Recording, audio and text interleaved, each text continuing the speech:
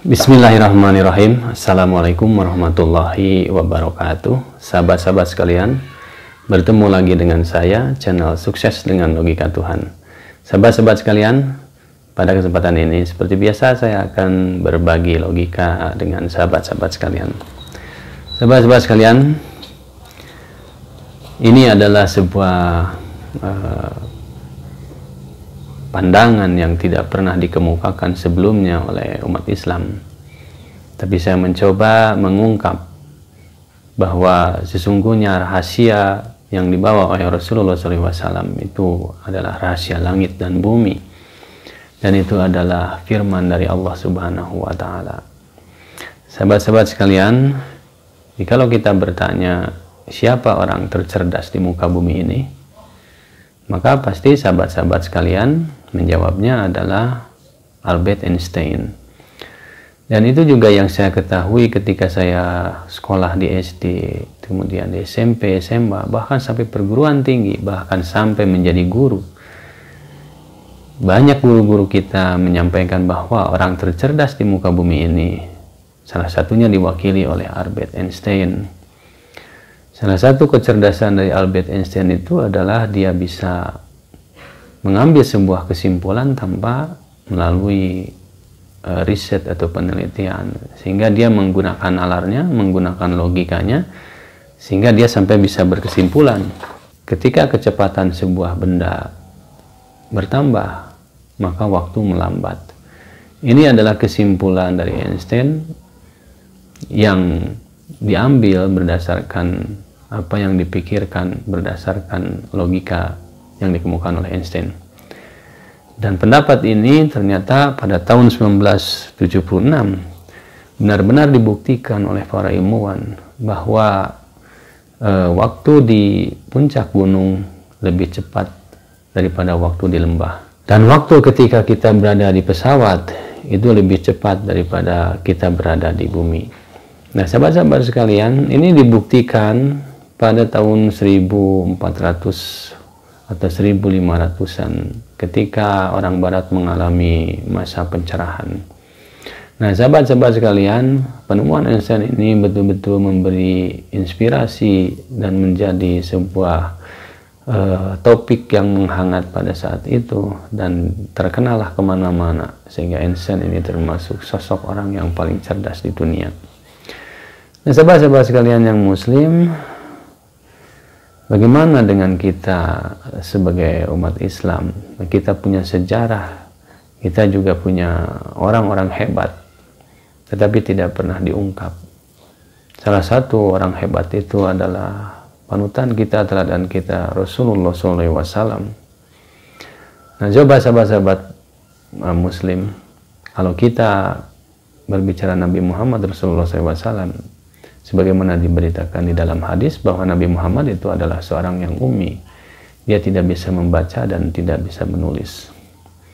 Ini juga logis kenapa kondisi Nabi seperti itu, karena untuk menghindari fitnah-fitnah yang dilontarkan oleh orang-orang yang tidak percaya kepada kenabian Nabi, bahwa kalau Nabi pandai menulis dan membaca, bisa saja Al-Quran yang disampaikan oleh Nabi itu adalah hasil dari karangannya. Tapi karena Nabi diberitakan di dalam hadis dan memang faktanya tidak bisa menulis dan membaca, maka ini menjadi satu bantahan bagi orang-orang yang tidak percaya kepada Al-Quran, bahwa Al-Quran itu bukan karangan Nabi Muhammad Rasulullah SAW, karena Nabi Muhammad pada saat itu tidak bisa menulis dan membaca. Jadi ini menjadi satu bantahan yang rasional, bahwa kitab suci Al-Quran itu diturunkan dari Allah Subhanahu wa Ta'ala, karena faktanya diturunkan kepada Nabi yang tidak bisa menulis dan membaca. Nah, sahabat-sahabat sekalian, satu sisi itu ketika Nabi tidak bisa menulis dan membaca, maka kita yakin bahwa Al-Quran itu adalah wahyu dari Allah Subhanahu wa Ta'ala. Tapi ketika kita sudah menerima membaca wahyu yang disampaikan oleh Rasulullah itu sampai kepada kita, lalu kita membaca isinya, maka kalau itu kita berandai-andai bahwa wahyu itu adalah, bahwa Al-Quran itu berandai-andai ya, kalau kita berandai-andai, karena Nabi itu adalah manusia biasa yang makan minum seperti kita. Nah ini makanya berandai-andai bahwa Al-Quran itu seperti yang dituduhkan oleh para orang-orang yang tidak percaya kepada Nabi. Sekalipun sudah dibantah bahwa Nabi tidak bisa menulis dan membaca, tapi tetap masih banyak orang-orang yang menuduh bahwa Al-Quran itu adalah karangan Nabi Muhammad Rasulullah SAW. Nah, kalau itu memang betul karangan Nabi Muhammad Rasulullah SAW, maka kita akan melihat satu keajaiban lagi, sahabat-sahabat sekalian. Nah, kalau kita lihat isinya, bahwa kitab suci Al-Quran yang diandaikan itu adalah dituduhkan menjadi karangan Nabi Muhammad Rasulullah SAW, ternyata Nabi Muhammad adalah seorang yang brilian dan kecerdasannya melebihi orang-orang cerdas di muka bumi ini. Kalau saja ini ya, Al-Quran itu dituduhkan kepada Nabi Muhammad sebagai karangannya, maka kalau kita baca isinya, kita kaji, maka kita akan menemukan keajaiban lagi bahwa Nabi Muhammad itu adalah seorang sosok yang cerdas dan kecerdasannya melebihi orang-orang cerdas di muka bumi ini. Bukan saya mengatakan bahwa IQ Nabi Muhammad itu tak terukur, 500 ke atas dan tidak terukur, karena wahyu yang disampaikannya kepada Nabi itu adalah pengetahuan, dan pengetahuan yang disampaikan oleh kepada Nabi itu adalah dari Allah Subhanahu wa Ta'ala, dan itu tidak terukur. Maka kalau itu ditimpakan Al-Quran itu sebagai karangan Nabi Muhammad Rasulullah SAW, maka berarti Nabi Muhammad ini adalah cerdas dan kecerdasannya tidak pernah bisa diukur. Jadi sahabat-sahabat sekalian, jadi kita buktikan salah satu ayat yang mengatakan di sini bahwa 1500 tahun yang lalu Nabi Muhammad sudah menyampaikan kepada umat. Malaikat Jibril naik kepada Tuhan dalam sehari yang kadarnya 50.000 tahun. Nabi Muhammad sudah menyampaikan informasi ini kepada umat. Malaikat-malaikat dan Jibril naik kepada Tuhan dalam sehari yang kadarnya 50.000 tahun. Jadi Nabi Muhammad sudah menyampaikan ada satu hari yang kadarnya 50.000 tahun. Kemudian dalam ayat yang lain, dalam surat Al-Hajj ayat 47, Nabi juga pernah menyampaikan wahyu dari Allah Subhanahu wa Ta'ala. Sesungguhnya sehari di sisi Tuhanmu adalah seperti 1000 tahun menurut perhitunganmu. Demikian juga dijelaskan dalam surat As-Sajdah ayat 5, bahwa satu hari itu adalah sama dengan 1000 menurut perhitunganmu. Nah, sahabat-sahabat sekalian, kalau ini produk Nabi Muhammad, Al-Quran ini produk Nabi Muhammad, dan Nabi Muhammad sudah menyampaikan di situ ada konsep relativitas waktu. Ada yang sehari 50.000 tahun, ada yang sehari 1000 tahun. Berarti ada konsep relativitas waktu yang dijelaskan oleh Nabi Muhammad kepada umat pada saat itu. Cuman pada saat itu umat belum memahami bahwa itu adalah konsep relativitas waktu. Apa yang terjadi? 1400 kemudian orang-orang barat menemukan konsep relativitas waktu itu seperti yang dikemukakan oleh Einstein dan dibuktikan oleh ilmuwan dari Amerika Serikat. Berarti sahabat-sahabat sekalian, manusia untuk menemukan konsep relativitas waktu aja butuh 1400 tahun.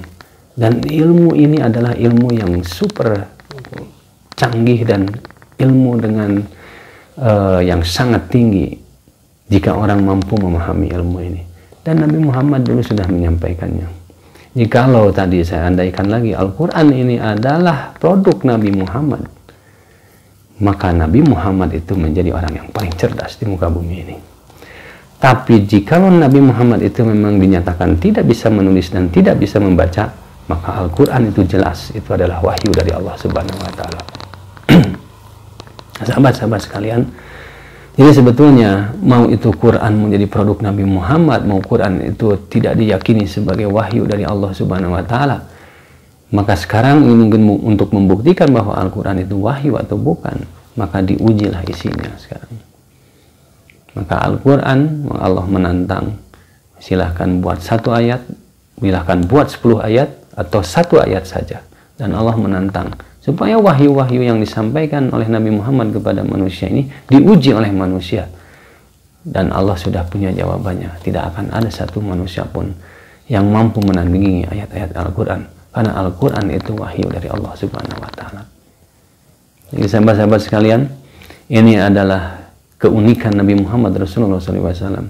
Di satu sisi dipitnah karena dia dianggap sebagai pengarang daripada Al-Quran, tapi setelah dibuktikan Al-Quran ternyata mengangkat harkat derajat Nabi Muhammad menjadi orang yang paling cerdas di muka bumi ini. Tapi ketika Al-Quran itu adalah bukan karangan Nabi Muhammad, karena Nabi Muhammad adalah seorang yang tidak bisa membaca dan menulis, maka benarlah bahwa Al-Quran itu adalah wahyu dari Allah Subhanahu wa Ta'ala, karena Nabi Muhammad tidak mampu mengarang sebuah kitab karena dia tidak bisa membaca dan menulis. Demikian sahabat-sahabat sekalian, semoga ini membuka wawasan dan inspirasi kita semua bahwa Nabi Muhammad itu bisa dipandang dari berbagai sisi. Kalau dia seorang yang umi, dia apa? Itulah adanya. Kalau dia juga seorang intelektual yang cerdas, punya kecerdasan 500 lebih dan tak hingga, maka dialah orangnya Nabi Muhammad Rasulullah SAW. Jadi Nabi Muhammad itu adalah, menurut saya adalah sosok yang unik, dan dia adalah Nabi terakhir kita. Dan sampai saat ini wahyu yang disampaikannya dari Allah Subhanahu wa Ta'ala masih kita bisa baca, dan kita bersyukur kepada Allah Subhanahu wa Ta'ala kita masih diberi kesempatan untuk bisa membaca, untuk bisa memahami dan mendalami isinya, sehingga kita bisa membuktikan siapa Tuhan dan siapa Rasulullah SAW. Demikian sahabat-sahabat sekalian, semoga menginspirasi. Billahi taufiq wa hidayah. Assalamualaikum warahmatullahi wabarakatuh.